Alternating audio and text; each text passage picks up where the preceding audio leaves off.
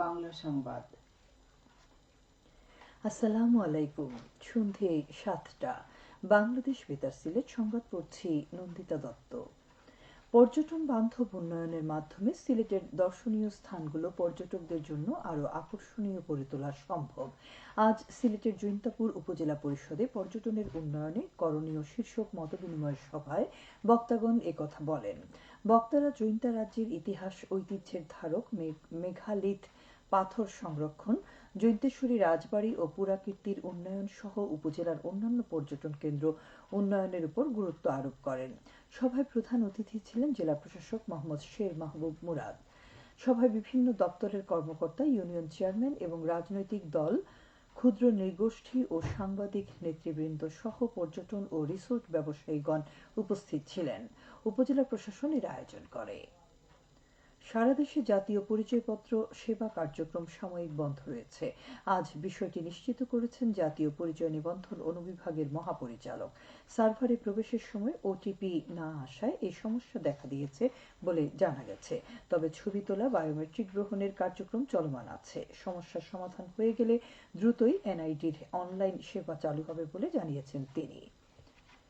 সিলেট থেকে সরাসরি হজ ফ্লাইট শুরু হচ্ছে আগামীকাল। ওসমানী আন্তর্জাতিক বিমানবন্দর থেকে মদিনায় যাবে সিলেটের প্রথম হজ ফ্লাইট। এবছর সিলেটের ২,৬৭৫ জন হজযাত্রীর মধ্যে সিলেট ওসমানী বিমানবন্দর থেকে হজে যাবেন ২,০৯০ জন এবং বাকি ৫৮৫ জন যাবেন ঢাকা থেকে। সিলেট থেকে পরবর্তী ফ্লাইটগুলো যাবে ২৩, ২৫, ২৬ ও ২৯ মে। প্রকল্প বাস্তবায়ন বিষয়ক মতবিনিময় সভা অনুষ্ঠিত হয়েছে আজ সুনামগঞ্জে। জেলা কালেক্টরেটে সরকারি কর্মকর্তা ও স্টেক হোল্ডারদের সঙ্গে এই সভায় প্রধান অতিথি ছিলেন জেলা প্রশাসক ডক্টর মোহাম্মদ ইলিয়াস মিয়া।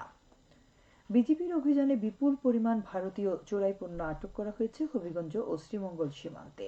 বিজিবি ৫৫ হবিগঞ্জ ব্যাটালিয়ন গত ৩ দিনে অভিযান চালিয়ে মালিকবিহীন ১,১৪,০০,০০০ টাকা মূল্যের এসব পণ্য জব্দ করে।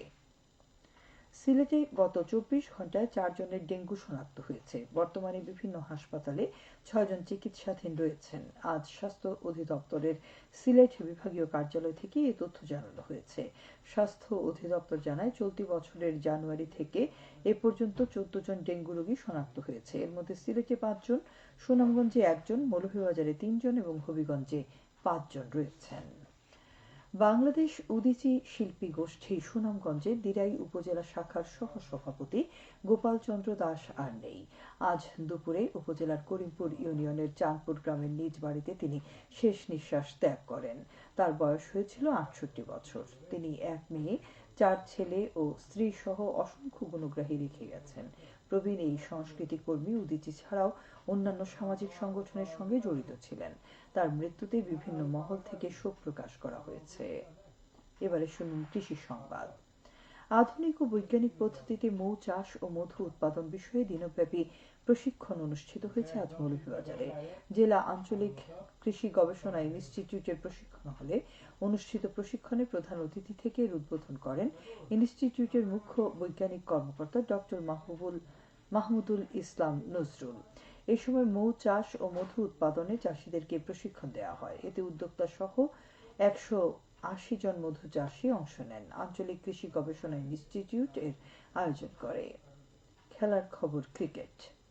বৈরী আবহাওয়ার কারণে সিলেট জেলা স্টেডিয়ামে ডিএসএ কাপ টি-20 টুর্নামেন্টের আজকের দুটি ম্যাচও বৃষ্টির কারণে পরিত্যক্ত ঘোষণা করা হয়েছে। ফলে প্রত্যেকটি দল একটি করে পয়েন্ট পেয়েছে। আগামীকাল একই ভেন্যুতে প্রথম ম্যাচে সুরমা ওয়ারিয়র মুখোমুখি হবে সুরমা গ্ল্যাডিয়েটরের। দ্বিতীয় ম্যাচে বাঁশিয়া টাইটান্স মোকাবেলা করবে মেঘনা সুপার জায়ান্টকে। সবশেষে আবহাওয়া। রাত ১টা পর্যন্ত পূর্বাভাসে বলা হয়েছে সিলেট সহ পার্শ্ববর্তী এলাকার জন্য কোনো সতর্কবাণী নেই এবং কোনো সংকেত দেখাতে হবে না। আজ সিলেটে সর্বোচ্চ তাপমাত্রা ছিল ২৭.৮ ডিগ্রি এবং সর্বনিম্ন ২২.২ ডিগ্রি সেলসিয়াস। বাতাসে আর্দ্রতা ছিল সকালে ৮৭ এবং সন্ধ্যায় ৮৩%। আগামীকাল সিলেটের সূর্যোদয় হবে ৫টা ৯ মিনিটে এবং অস্ত যাবে ৬টা ২৯ মিনিটে। সংবাদ শেষ হলো। পরবর্তী স্থানীয় সংবাদ প্রচারিত হবে আগামীকাল সকাল ৮টা ১০ মিনিটে।